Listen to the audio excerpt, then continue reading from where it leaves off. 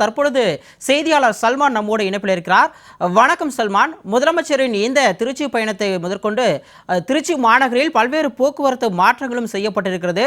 மேலும் முதலமைச்சர் ஒரு அரசியல் தலைவர் என்பதை தாண்டி ஒரு உச்ச நட்சத்திரம் என்பதால் அவரை பார்ப்பதற்கு பெருமளவிலான மக்கள் வருவார்கள். நாம் பரப்புரை காலகட்டங்களிலும் அதை பார்க்க முடிந்து, இதற்காக தற்பொழுது அங்கே என்னென்ன பாதுகாப்பு ஏற்பாடுகள் செய்யப்பட்டிருக்கிறது, விரிவான விவரம்.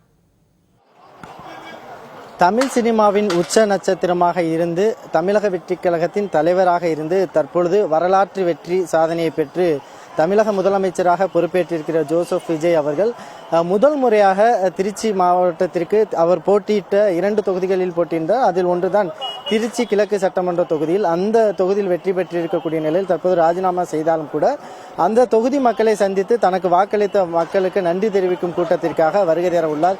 சரியாக 2 மணிக்கு சென்னையிலிருந்து புறப்பட்டு 2:45 மணிக்காக திருச்சிக்கு வந்த பின்பாக அதனடுத்தாக 4 அளவிற்காக இந்த பகுதியில் ஜோசப் கல்லூரியில் அந்த நிகழ்ச்சியானது நடைபெற உள்ளது.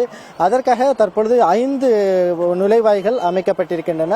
5வது நுழைவாயில் முதலமைச்சர் மற்றும் முக்கிய பிரமுகர் வருகை தரக்கூடிய பகுதிகளாகவும் 3 மற்றும் 4வது நுழைவாயில் பகுதி என்பது பொதுமக்கள், அதாவது QR கோடுடன் அனுமதி அட்டை உள்ள அந்த மக்கள் மற்றும் அனுமதிப்பதற்கான ஏற்பாடுகள் செய்யப்பட்டிருக்கின்றன. அதே போன்று 1 மற்றும் 2வது நுழைவாயில் வாகனங்களை அனுமதிப்பதற்கான ஏற்பாடுகளும் கூட செய்யப்பட்டிருக்கின்றன. தொடர்ச்சியாக அந்த QR கோடுடன் வரக்கூடிய பொதுமக்களுக்கு தேவையான அந்த 2 புறங்களிலுமே தடுப்புகள் அமைக்கப்பட்டிருக்கின்றன. தொடர்ந்து காவல்துறையினரை பொறுத்தமட்டிலும் 2 புறங்களிலும் காவல்துறையினர் 3 அடுக்கு பாதுகாப்பு போடப்பட்டு தொடர்ந்து அவர்கள் அனுமதிக்கப்பட்டு வருகிறார்கள்.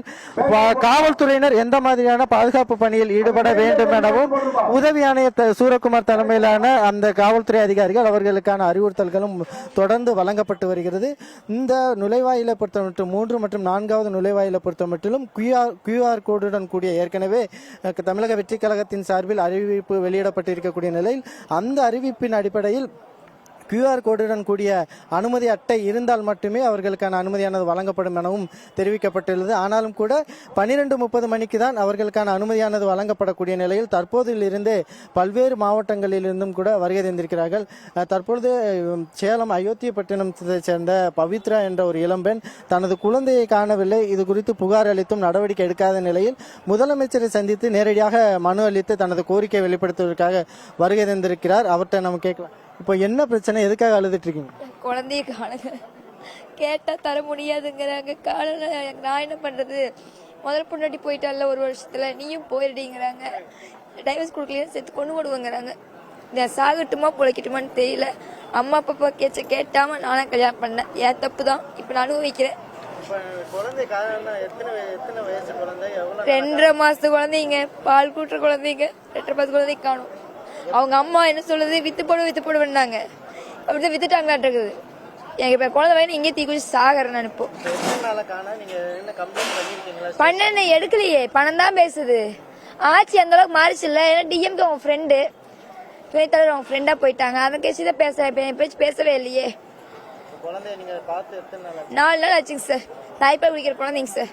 இன்னைக்கே செத்து நான் 4 நாள் சாப்பிட்டு உண்மையாலுமே எனக்கு காசு இல்ல. இப்ப சாப்பிடலன்னு சொன்னாங்க. சாப்பிடல, இங்கே தீ குளிச்சு சாகரன்னு சொல்லிட்டு நான் தலைவர்களே உதவி கேட்கறேன்.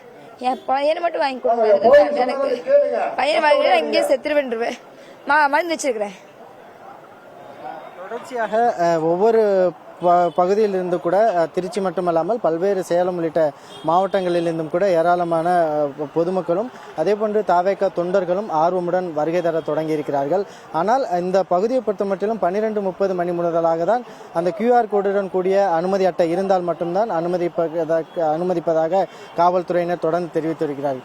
தற்போது ஒளிப்பதிவாளர் செய்தி சந்தானம் காட்டிக் கொண்டிருக்கக்கூடிய காட்சி என்பது 3 மற்றும் 4வது நுழைவாயில் பகுதியில் பொதுமக்கள் அந்த QR கோடுடன் இருக்கக்கூடிய அந்த தாவேகா தொண்டர்களோ பொதுமக்களோ வருகை தரும்போது அவர்கள் இந்த வழியாக தான் அனுமதிக்கப்பட்டு வருவார்கள்.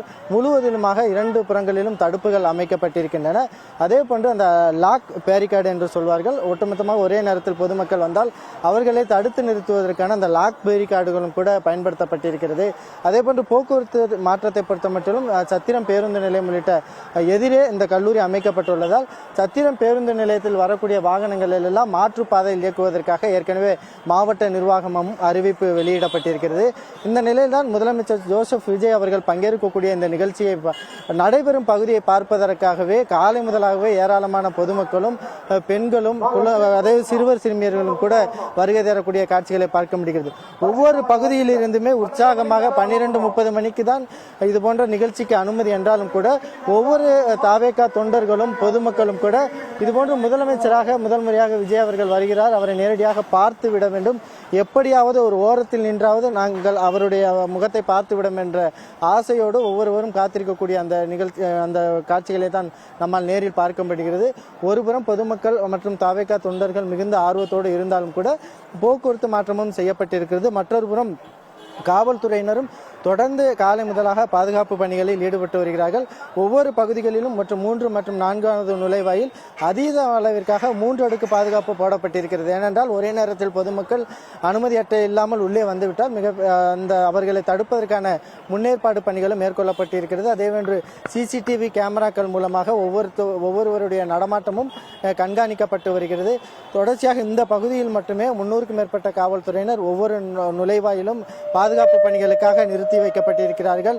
முதல் முறையாக முதலமைச்சராக பதவியேற்ற பின்பாக ஜோசப் விஜய் அவர்கள் இது போன்ற ஒரு நிகழ்ச்சிக்கு, மக்கள் சந்திப்பு நிகழ்ச்சிக்கு வருகை தரக்கூடிய நிலையில் ஒட்டுமொத்த திருச்சி மாநகரமே மிகப்பெரிய ஒரு எதிர்பார்ப்போடு ஒவ்வொரு பொதுமக்களும் ஒவ்வொரு சிறுவர் சிறுமியர்கள் கூட மிகுந்த ஆர்வத்தோடு அவரை பார்ப்பதற்காக காத்திருக்கக்கூடிய சூழல் ஏற்பட்டிருக்கிறது. தொடர்ந்து ஒவ்வொரு பொதுமக்களும் ஆர்வமுடன் காத்திருக்கக்கூடிய நிலையை தான் நம்ம நேரில் களத்தில் பார்க்க முடிகிறது. சிகாமணி. முதலமைச்சர் விஜய் முதலமைச்சராக பதவியேற்ற பின்னர் தனக்கு வாக்களித்து வெற்றி பெற செய்த மக்களை நேரில் சந்திப்பதற்காக முதல் முறையாக திருச்சி பயணம் மேற்கொள்கிறார். இது தொடர்பான விரிவான கள விவரங்களோடு திருச்சியிலிருந்து நேரலையில் இணைந்தமைக்கு நன்றி. செல்வராஜ் மற்றும் இளவரசன், சல்மான் ஆகிய செய்தியாளர்கள் தொடர்ந்து மாலை நடைபெறக்கூடிய நிகழ்ச்சிகள் தொடர்பான செய்திகளையும் வழங்க இருக்கிறார்கள். தற்போது இந்த விவரங்களோடு இணைந்தமைக்கு நன்றி.